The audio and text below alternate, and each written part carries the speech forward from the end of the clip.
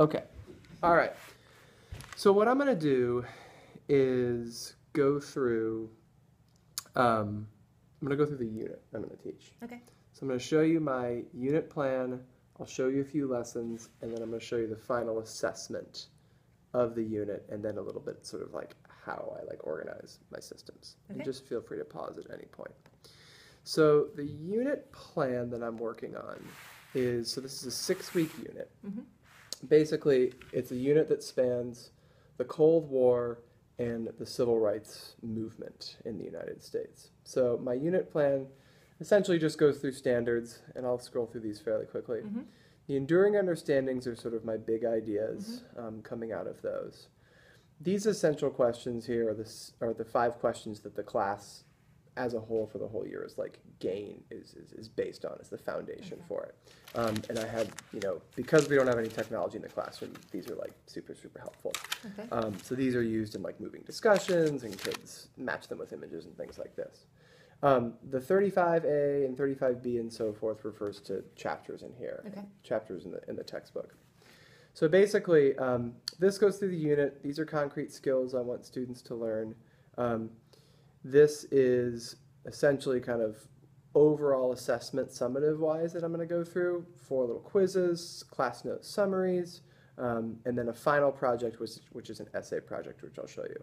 Okay. The content section, this is basically just an annotation of the chapters in the book that I've read. So these are sort of my key points that I've pulled out of each of the chapter. And then the learning plan, basically what I do is I start by doing this entire unit plan, and then I generally just say, here are the subjects content-wise that I want to hit each week, in the major homework assignments and assessments each week, and then I go back and I do individual lessons from there. Okay. So it's a 6-week unit based on that, and then there's a post-unit reflection, which isn't complete now. So that's the unit plan. The final assessment and project of the unit is an essay project. Mm-hmm. So let me get to that. And I'm calling it the Grit Cafe.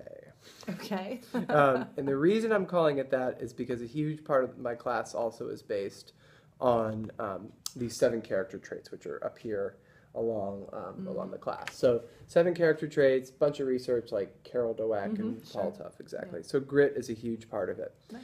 So this is called the Grit Cafe, and essentially what kids are going to do is they're going to be able to choose any historical figure from the civil rights movement or the Cold War era, probably likely civil rights because it's a little bit more accessible that way.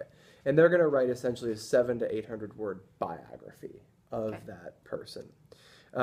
Now, if they want to do an extension on that, they can use Comic Life, which is a really fun, easy software, or storyboard that, and they can create a Comic Life and a storyboard that as like an extra kind of piece on their person, in addition to it. So for any major assessment or project that I do, I give kids essentially a couple of documents. The first one is this. It's a project overview. Gives them just exactly what they're going to be doing, what the learning objective is, the specific details, the schedule, how they go. I don't put dates on here because I have 4 different sections, but what they're going to be working on in class, what their homework is, and then a checklist for them to keep track of. And I try as hard to make these things 1 page as I possibly can. They'll also then get a rubric. And all of my rubrics pretty much look the exact same for major projects, so I think that's helpful for them. They all have this same level, a 4, 3, 2, 1, above, meeting, approaching, beginning, and then they get 3 major grades for anything. They get a content grade, a process grade, and a product grade. And this serves as a checklist for them also. So, and this is something that we spend a tremendous amount of time on from the very beginning. And then the final thing that they get with it is a pre-write sheet to sort of begin the writing process, and I sort of outline what the essay should look like, and then a peer or parent review sheet. Okay, and I ideally, depending on the class and sort of how the project's going, they sometimes do peer reviews. Usually my older kids, 8th graders, 7th graders, do peer reviews. 6th graders, it can be a little bit not as helpful, but parent review for sure, all of them do in this. So that's like fully an important thing to do. So that's kind of the final project of this unit, probably, that like we'll be going over for the whole thing. Any questions or thoughts or feedback on that? No, it sounds great. Okay. So basically then, I thought I would just go over like the way that sort of I like keep track of things and going about it. So this document is basically like a class section. Starts with, the beginning of class. I have 4 sections, 6A, 6B, 7, and 8. Each lesson I teach sort of has a name, a daily lesson, and it's for me to kind of keep track of. I also keep it up on the board, and kids create. I actually should show you this really quickly. So rather than having a 3-ring binder, I use this journaling style. And so every kid has a composition notebook. In every lesson they create date, title, page number. Any kind of handout they get, I actually have them glue it in here. And they keep page numbers and things like this. It's like the FOSS notebooking. Yeah. That was like a big science school thing. Exactly what I had my kids do in science. Exactly. So it's totally the same thing. Yeah. So they make an entry every day. It's got the date, it's got the title. So I usually will start with this and just kind of to help me keep track, and then for every unit on the way I sort of organize it in my file. So this is unit 4 right here. I get an assessment, daily lesson plans, homework, any kind of in-class work or things like that in the unit plan. So that's basically how it's set up. Ideally, I'm usually like 2 weeks ahead of time on lesson planning, but mostly it's like 1 week ahead of time.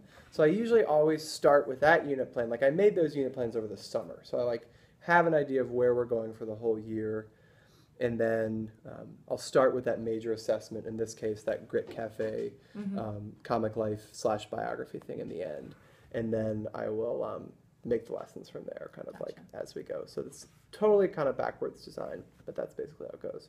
So I think where the Teach Now stuff comes in to play is the differences is that there's a Teach Now sort of lesson plan template that's a little different than the one I use, and so I'm working on that now for this unit and trying to kind of adapt them over, and then there's obviously like filmed components of it. Right. So that's the hope. It's a Cold War civil rights unit, and that's where we're going. Sounds great. Okay, cool.